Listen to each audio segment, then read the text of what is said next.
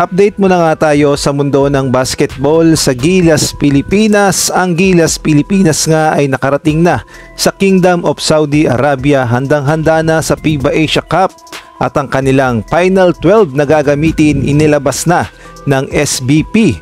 Samantalang bagong Gilas Pilipinas player magagamit ni Coach L.A. Tenorio. Sino kaya ito? Ngunit bago tayo magpatuloy, pakipindot naman ang like, subscribe at ang notification bell para updated ka sa susunod kong i-upload.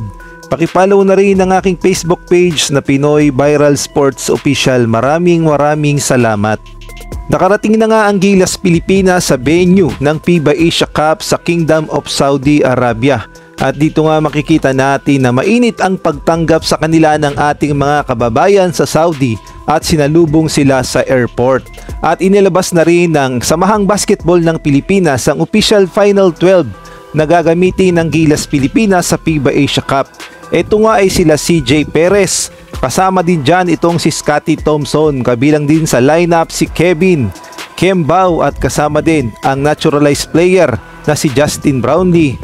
Pasok din sa lineup itong si Abay Junmar Pajardo, si Japet Aguilar ang veterano sa Gilas, kasama din itong si Jamie Malonzo at itong si Dwight Ramos pasok sa lineup, kasama na rin dyan si Chris Newsome at itong si Carl Tamayo ay nakapasok din sa lineup at kahit nga injured ay pasok pa rin sa lineup si Calvin Optana at itong si AJ Edu.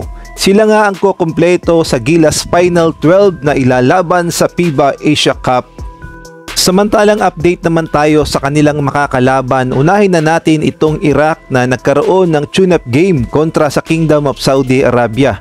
At ang nangyari nga sa tune-up ay tinambakan lamang sila ng Kingdom of Saudi Arabia sa final score na 76-91. At ito nga ang kanilang lineup na ginamit. Shubab Al-Suhairi 6'11", Mohamed Salah 6'9", Abdullah Ali Ibrahim 6'9", Ala Al-Shahedi 6'8", Hulfikar Padel 6'5", Hassan Ali Al-Nashrawi 6'4", Hasin Abdullah 6'3", at ang kanilang naturalized na si Demario Mayfield 6'3". Kasama din sa lineup si Murad Seuki 6'3", Abbas Hakmat 6'2", Diyar Abdul Allah 6'1", Amin Abdul Quader 6-footer at itong si Pali Nahi 5'11". Samantalang ang New Zealand Tall Black naman ay nagkaroon din ng tune-up game kontra nga ito sa Brazil. At dito nga ay talaga namang binuhos nila ang kanilang magagawa upang matalo ang Brazil sa final score na 90-89. At ito nga ang kanilang lineup na ginamit. Ben Gold 6'10", Jack Andrew 6'10", Tony Schmidt Milner 6'9", Jordan Ngatay 6'5", Mujabi King 6'5", Max Darling 6'5", Carlin Davison 6'5", Flynn Cameron 6'5", Tane Murray 6'4", Dante Rusco Nance 6'3", Taylor Britt 6'2". Samantalang naglabas na rin ng Chinese Taipei ng kanilang official Final 12 na ipangtatapat nila sa Gilas Pilipinas, New Zealand at gayon na rin sa Iraq. Kaya naman ating kilalanin kung sino-sino nga ba ang lineup ng Chinese Taipei.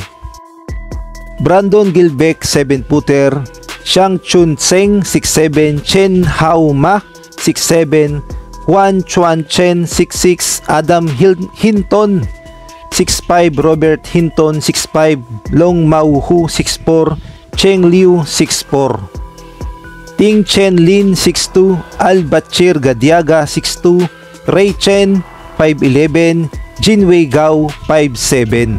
Samantalang ito naman ang schedule ng mga laban. Philippines versus Chinese Taipei August 6, 2 AM. New Zealand versus Philippines August 7, 11 PM. At Philippines versus Iraq August 9, 4 PM.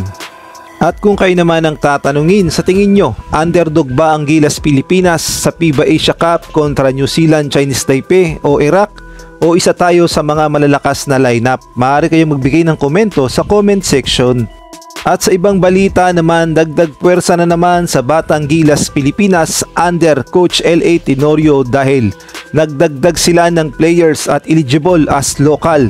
Ito nga ay si Tyler Merto, 15 years old, nasa 6'5 o 6'6 ang height at maglalaro nga siya sa Batang Gilas, Pilipinas at ating panoodin ang kanyang mga highlights.